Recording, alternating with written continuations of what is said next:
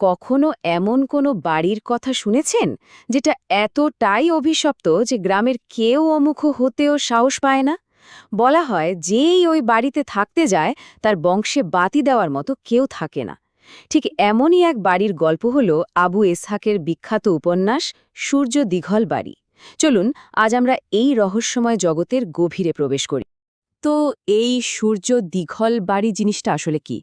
খুব সহজ করে বললে এটা এমন একটা বাড়ি যেটা লম্বায় পূর্ব থেকে পশ্চিমে ছড়ানো। মানে সূর্য যেদিকে ওঠে আর যেদিকে ডোবে ঠিক সেই বরাবর লম্বা। আর গ্রামের মানুষের মধ্যে একটা বদ্ধমূল ধারণা, মানে গভীর কুসংস্কার আছে যে এরকম বাড়িতে কেউ থাকতে পারে না। যেই পরিবারই ওখানে থাকার চেষ্টা করেছে তাদের বংশ ধ্বংস হয়ে গেছে। আর ঠিক এখানেই গল্পের আসল প্রশ্নটা সামনে চলে আসে।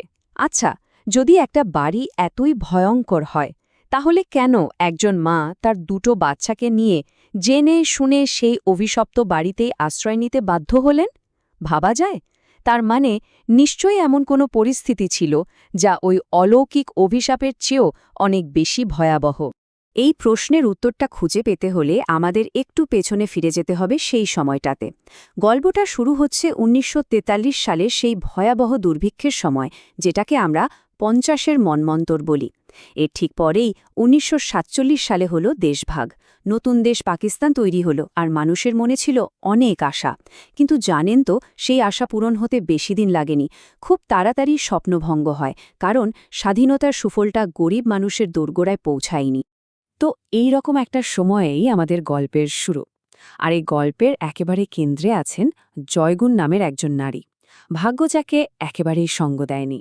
সেই ১৯৪৩ সালের দুর্ভিক্ষের সময় তার স্বামী তাকে ছেড়ে চলে যায়, আর তিনি একদম নিঃস্ব, অসহায় হয়ে পড়েন। তার গল্পটা আসলে এক ডেসপারেট, মানে মরিয়া হয়ে নেওয়া এক সিদ্ধান্তের গল্প।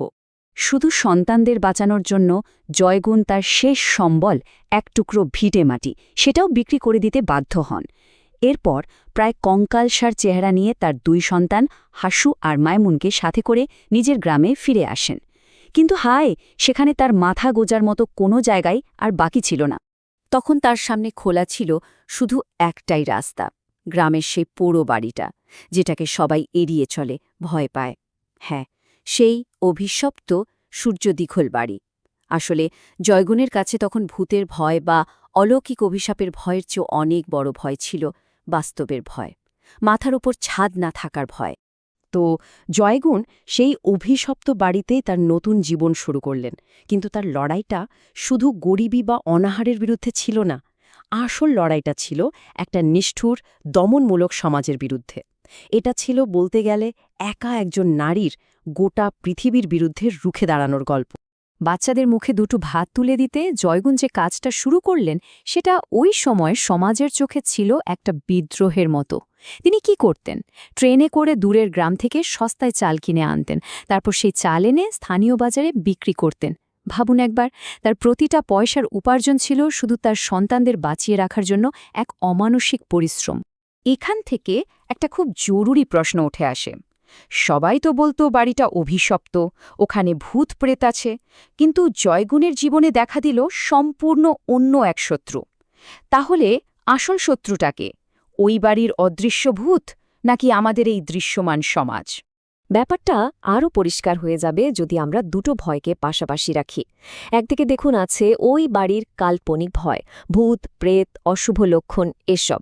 আর অন্যদিকে আছে সমাজের রক্ত মাংসের শত্রুরা, যেমন গ্রামের মাতব্বর গদু প্রধানের নোংরা ষড়যন্ত্র, মসজিদের ইমামের দেখানো ধার্মিকতার আড়ালে ভণ্ডামি, আর পদে পদে সামাজিক চাপ আর অপমান।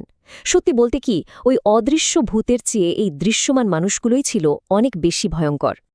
এই সমাজে ভণ্ডামের একটা চমৎকার উদাহরণ দিই। জয়গুণ কিন্তু খুব ধার্মিক একজন মানুষ ছিলেন। তার পোষা হাঁসটা যখন প্রথম ডিমটা পারল, তিনি নিজে খেলেন না, বরকতের জন্য সেটা মসজিদে পাঠিয়ে দিলেন। কিন্তু কি হলো জানেন? মসজিদের ইমাম সাহেব সেই ডিমটা ফেরত পাঠিয়ে দিলেন। কারণ হিসাবে বললেন এটা হারাম। কেন? কারণ ডিমটা এসেছে একজন বেপর্দা মহিলার কাছ থেকে। ভাবা যায়? আচ্ছা, চলুন এবার জয়গুণের ব্যক্তিগত লড়াই থেকে একটু বড় পরিসরে তাকাই। দেশভাগের ঠিক পরের সেই সময়টা, একটা নতুন দেশ হয়েছে, নতুন পতাকা উড়ছে, কিন্তু সাধারণ মানুষের পেটের ক্ষুধা সেটা আগের মতোই রয়ে গেছে। এটা ছিল আসলে একটা স্বাধীন দেশের নামে মরীচিকা। স্বাধীনতা যখন এলো, আজাদ পাকিস্তান জিন্দাবাদ স্লোগানে সবার মনেই একটা আশা জেগেছিল, তাই না? কিন্তু জয়গুনের মতো গরিব মানুষদের জন্য বাস্তবতা ছিল একদম অন্যরকম। তাদের কপালে কিছুই জোটেনি। দুর্নীতিবাজ অফিসাররা খাবার মজুত করে রাখত, গ্রামের মাতব্বরেরা চাল লুকিয়ে রাখত। ফলে কোনো দুর্ভিক্ষ ছাড়াই চালের দাম হু হু করে বাড়ছিল। সোজা কথায় দেশ নতুন হয়েছিল, পতাকা নতুন হয়েছিল, কিন্তু মানুষের পেটের ক্ষুধাটা ছিল সেই পুরনোই। জয়গুনের জীবনে আসল পরীক্ষাটা কিন্তু কোনো ভূত প্রেত নেয়নি। তার সবচেয়ে কঠিন পরীক্ষাটা এসেছিল গ্রামেরই কিছু ক্ষমতাশালী মানুষের কাছ থেকে। আর সেটা ঘটেছিল তার ছোট্ট মেয়ে মাইমুনের বিয়ের দিন। ঘটনাটা হল, গ্রামের মাতব্বর গদু প্রধান, যাকে জয়গুন বিয়ে করতে রাজি হননি, সে এবার প্রতিশোধ নেওয়ার একটা সুযোগ পেয়ে গেল। সে সবার সামনে দাবি তুলল যে মেয়ের বিয়ের আগে জয়গুনকে জনসম্মুখে তোবা করতে হবে। কেন? কারণ সে বাড়ির বাইরে গিয়ে কাজ করে আর এটা নাকি পাপ।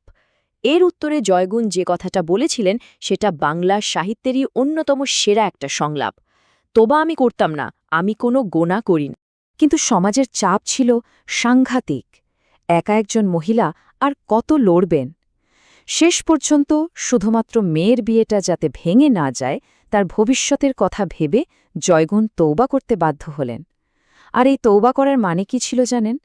এর মানে হল তাকে এখন থেকে ঘরে বন্দি থাকতে হবে, বাইরে গিয়ে কাজ করা চলবে না।